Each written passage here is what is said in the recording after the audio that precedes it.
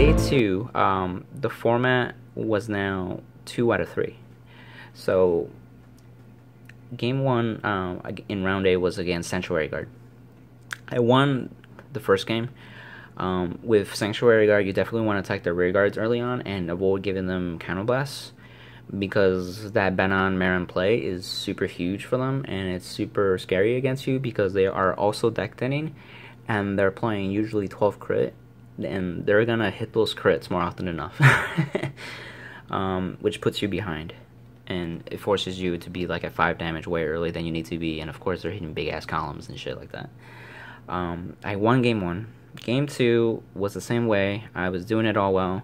The player decided to keep most of his PGs and heal triggers for later in the game to make it easier, I guess, to guard. And it got to the point where I GBA, and I was like, I'm close to deck out, but I can finish this on GBA. And this was another misplay I had. Essentially, the setup was that I had a Negerbone behind a Negerbook still standing, and I brought this Negerlazy to the other rear guard circle.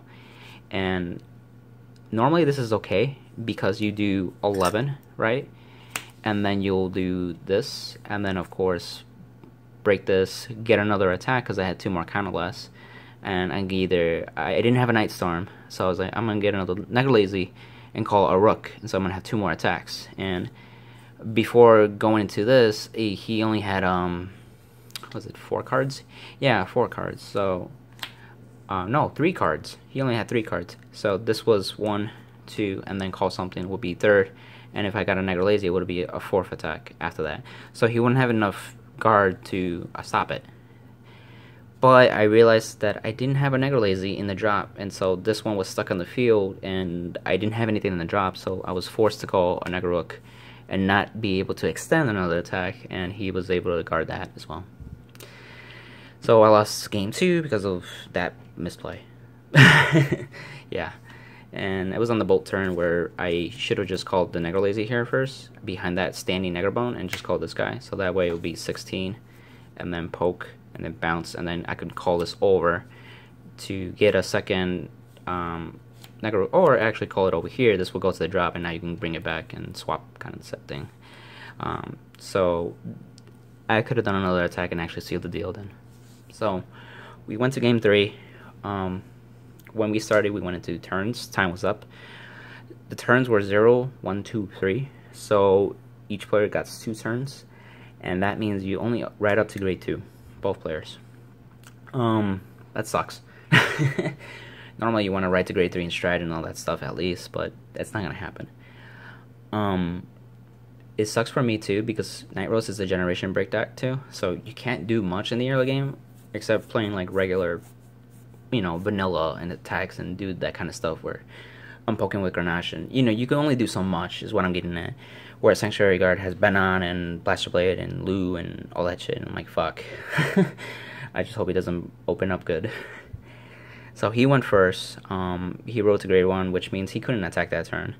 So then it comes me, I ride to grade 1, and I call Grenache in front of a Negerbone, and so I have a 7k Vanguard and attack, and he says no guard, and I hit a crit, luckily, and puts him to do 2 damage. He gets a trigger, and I put the trigger power on this column, which was a Grenache and a Negerbone, and I poke with that, and he drops a 10k or something like that.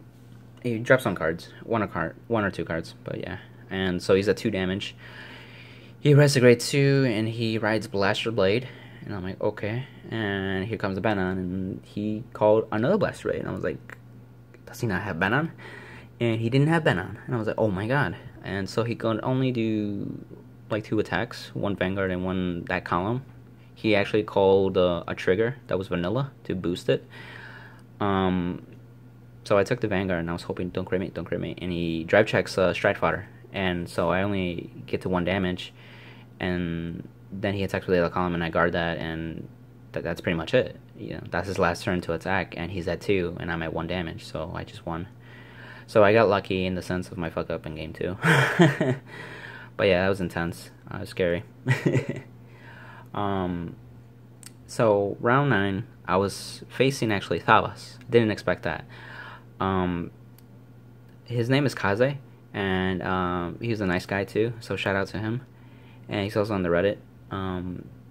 Game 1, I was great stuck, and he Sabreezed me, and when you Sabreeze in Thavas, you have access to Stacia title and all that kind of shit still. So, yeah, I lost. I got punched multiple times. Game 2, I was able to rank to grade 3 correctly, too, and everything. Essentially, it came down to me gauching, leaving a Cannoneer, and he had to do a whaling because of Cannoneer's existence. He does whaling and retires my field, which includes a Cannoneer, and I use Nightrose's GB2 skill to bring back the Cannoneer to get that draw, and it just helped me with more shield value. And I think actually I got a heal trigger, so I was going to drop a lot of cards to stop whaling, but because I drew the heal trigger off Cannoneer skill, I just G-guarded and then I think dropped another card to make it a no-pass, so that helped a lot. And I came back next turn with a Negrosanga or a Gouch turn. I can't remember. I think a Negrosanga turn. Yeah, it was a Negrosanga turn. He only had maybe 3 or 4 cards left in hand, and he was at 4 damage. So I was able to take it there from there. And game 3, interesting scenario. So he had the first stride, Commander Thavas. I G-guarded with a Gleam. So my turn begins. I stride Gouch. I, of course, leave a Cannoneer at the end of the turn, and now it's his turn. He goes into whaling. The same exact scenario where he retires my field and Cannoneer dies. I bring it back, Counterblast, draw a card. I drew a second heal trigger in my hand, and that's when I actually started to think even more. Should I double G-guard into double Negranora? And I was counting my cards face up currently, and it was 2 Gouch and then a Gleam. And so if I do double Negranora, I will flip 2 more G-guards, putting me to GB7 right there and there, basically. And that'll be a no-pass for whaling. And my turn, I stride, I'll be GB8. So literally, I did that, and my turn started, and I second strode Galleon to GB8. It was a crazy thing. I've never thought I would even do that before in my life. And because Galleon gives plus 10k to everything, and I had 2 Negra Bones by then, which is amazing that it just worked out. So I was bouncing attacks and these big ass columns, and it was just enough to kill him. But yeah, other than that, it was a fun match overall. So shout out to Kaze. Round 10. It's the last Swiss round.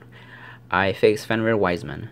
And I'm like, fuck, this is basically the gatekeeper to top 8 or whatever. Of course, Wiseman. Luckily, I have the deck, so I know how to play it and know its pros and cons and strengths and weaknesses kind of thing. But game 1, I had trouble again with being grade stuck at 2 for whatever reason. And I think it was problematic because I couldn't just ride. I'm edgy assisted and miss and that kind of shit. It sucked. So I lose because of that. And game 2, I misrode the wrong Nightrose, so I was on Starlight, but he misrode and he's on Wiseman. So Starlight is still a better misride than Wiseman would be. So I pretty much out advantage him throughout the game, and I just break through his hand and I win that way. Game 3, we both rode our correct grade 3s. So I was an OG Nightrose and he was in Fenrir. That game went a little longer than how it should have been. It came down to a turn where I counterblasted my last one, and I was like, I can bring a Negarok to see if I can attack, and hopefully he doesn't have enough shield value with those 2 cards. But I didn't want to risk it, and so I called a Cannoneer instead, and I had a Cannoneer, I think, attack with a boosted unit, so it hit the 11k mark. So I dropped 1 more card from him, and then his next turn, he was able to stride and bring back Wiseman from the soul. And I'm like, as long as he doesn't have 2 Wisemen, I'm good. And he didn't. So I was fortunate. And he ended up making a column with Grappa and Dreaming Dragon. And he strode Fenrir, and he had Wiseman in the other column.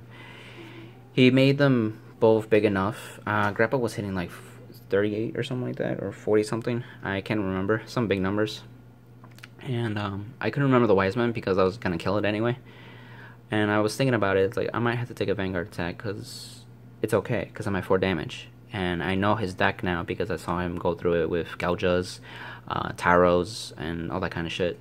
So I was like, he's not gonna hit a crit, so I have no fear. He attacked with Grapple first, and that's when I thought about it for a good minute. It's like, this is where I need to kill the Wiseman right off the bat, and double checking that I don't fuck up or anything like that. And I was like, okay, let's do this. And so he played it assuming that I had it, and I did have it. And he's like, yep, you did have it. And oddly enough, there was other people around us, because we were like the last ones of the round, and they were watching us, and people were just like, wow, he had the heal trigger for the Cannoneer play. I'm like, yeah. So I kill Wiseman, intercept and guard the grapple attack successfully. And I realized that he can't attack Vanguard because he only had 2 cards left, and he didn't attack with Wiseman, so he couldn't Soul Blast the Taros to go back into deck, so he was able to get a drive check if he would do that, right? But since he can't, he ended turn. And Dreaming Dragon shuffled back his drop, and he got a card back in hand, but it was like, he only had like 2 or 3 cards left in hand. And my next turn I did Galleon, and it was pretty much sealed the deal.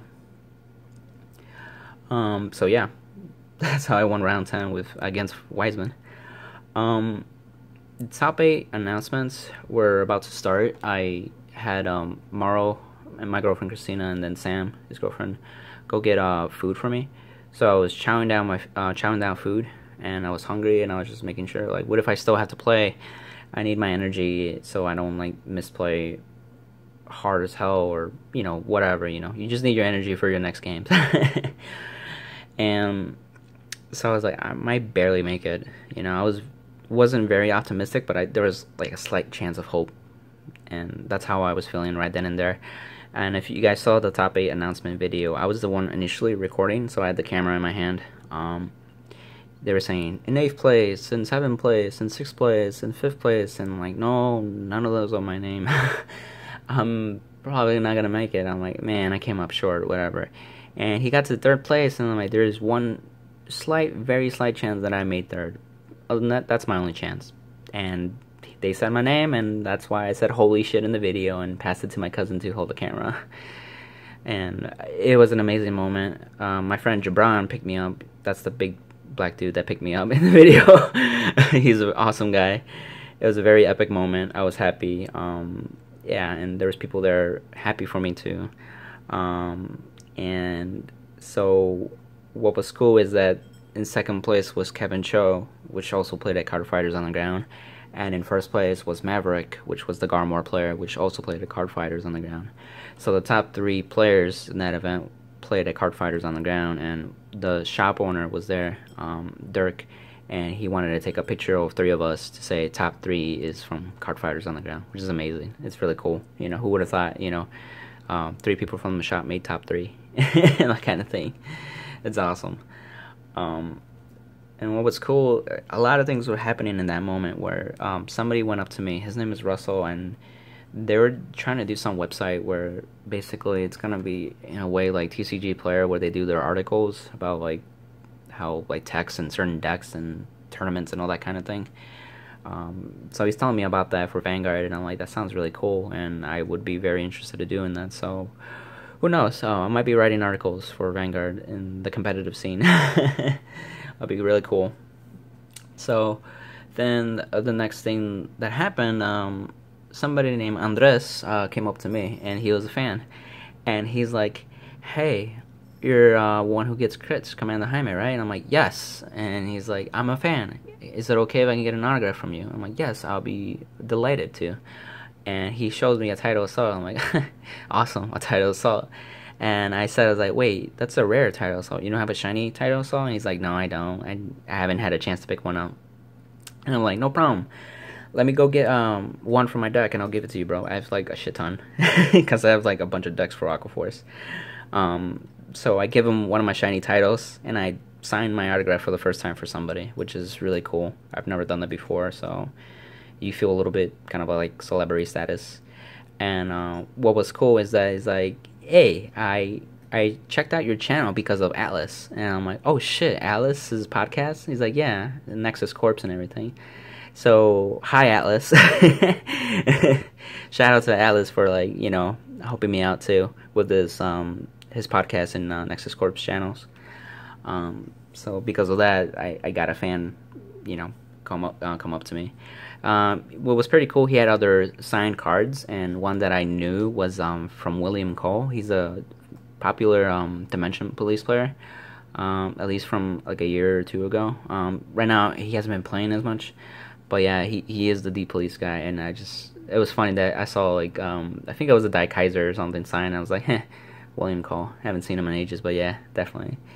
And coincidentally enough, he was trying to get an autograph from Jonathan Cole, and that's when Jonathan and I actually properly introduced ourselves and actually shook hands and everything. And so it was good to actually properly meet and greet each other. So that happened too. That was really cool. And he's like, congratulations on making it in top 8. And I'm like, thank you. So then after that, they finally did picks for top 8. And once that was done, top 8 would start.